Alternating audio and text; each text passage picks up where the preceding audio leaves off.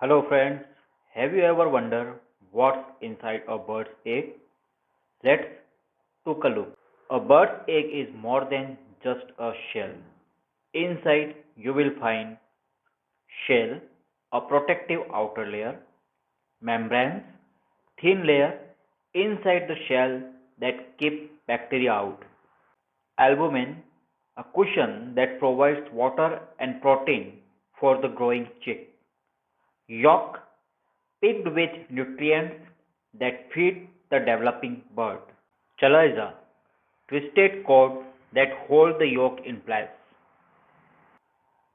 As day passes, a tiny embryo grows inside the yolk and developing into a chick.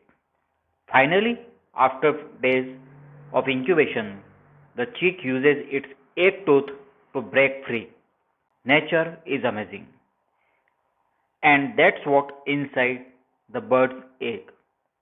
Stay curious and keep exploring nature. Subscribe to our channel.